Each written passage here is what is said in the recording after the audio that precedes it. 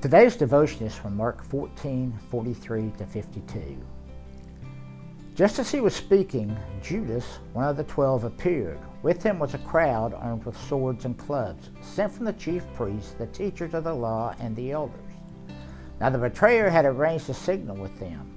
"The one I kiss is the man. Arrest him and lead him away under guard." Going at once to Jesus, Judas said, "Rabbi," and kissed him. The men seized Jesus and arrested him. Then one of those standing near drew his sword and struck the servant of the high priest, cutting off his ear.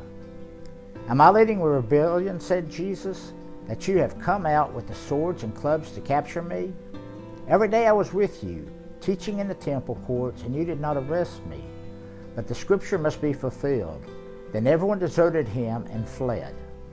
A young man wearing nothing but a linen garment was following Jesus. When they seized him, he fled naked, leaving the garment behind. Have you ever felt the bitter knife of betrayal in your life? Perhaps you have seen it firsthand or in the family where someone has been betrayed, and it's not a very nice experience. Betrayal is an emotional knife in the back that violates and smashes the trust that we have extended to a friend. One of the cruelest hurts we can inflict on another person is the act of betrayal. It hurts when someone rejects you and walks out of your life. But when they reject you for someone else, the pain of that betrayal penetrates to the core of your being. Or it may have been as simple as someone breaking your confidence. Betrayal is the treacherous exposing or deceiving of people by those formerly trusted. It's when the enemy masquerades as a friend. Or it's when someone close to us breaks or abuses a relationship. I can think of someone whose spouse walked out on them and betrayed their love. This kind of action is hurtful and destructive and leaves people feeling something has died inside of them or they've been stabbed in the back.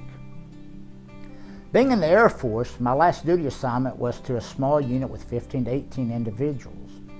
We were a tight group that relied on one another to accomplish the mission at hand. When in a foreign country, you had to have each other's back.